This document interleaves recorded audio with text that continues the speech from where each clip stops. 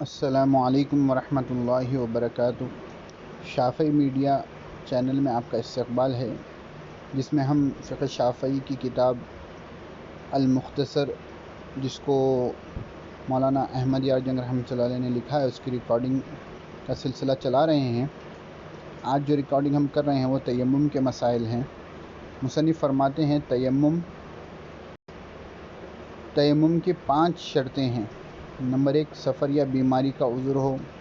Number 2، نماز کا وقت آ جائے۔ نمبر 3، پانی کو تلاش کر چکے۔ نمبر 4، پانی کا استعمال مشکل ہو، دشوار ہو۔ نمبر 5، مٹی پاک ہو اور اس میں غبار ہو۔ آگے مصنف فرماتے ہیں تیمم میں 4 چیزیں فرض ہیں۔ نمبر 1، نیت، جیسے نویت استباحۃ فرض الصلاۃ، نویت استباحۃ فرض الصلاۃ، میں فرض نماز کے جائز ہونے کی نیت کرتا ہوں۔ نمبر 2، چہرے کا مسح۔ نمبر 3، دونوں ہاتھوں کا کوہنیوں سمیت مسح۔ نمبر چہرے اور ہاتھوں کے لیے علیحدہ مٹی پر ہاتھ مارنا بھی فرض ہے۔ نمبر 4، ترتیب۔ آگے مصنف فرماتے ہیں تیمم کی 3 سنتیں ہیں۔ نمبر 1، بسم اللہ کہنا۔ نمبر 2، داہنے ہاتھ کا مسح بائیں ہاتھ سے پہلے کرنا۔ نمبر 3، مسلسل مسح کرنا۔ آگے مصنف فرماتے ہیں تیمم 3 چیزوں سے ٹوٹتا ہے۔ نمبر 1، ان امور سے جن سے وضو ٹوٹتا ہے، یعنی جن چیزوں سے وضو ٹوٹے گا تیمم بھی ٹوٹ جائے گا۔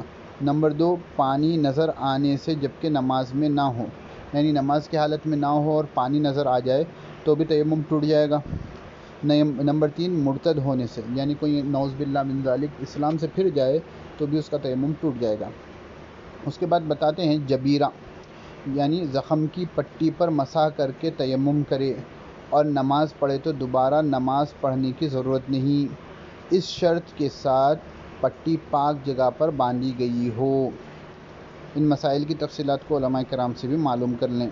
اس کے بعد فرمانے ہر فرض نماز کے لیے علیحدہ تیمم کرے اور ایک تیمم سے جتنی نفل نمازیں چاہے ادا کرے۔ مزید مسائل کو جاننے کے لیے شافعی میڈیا چینل کو آپ سبسکرائب کریں۔ السلام علیکم ورحمۃ اللہ وبرکاتہ۔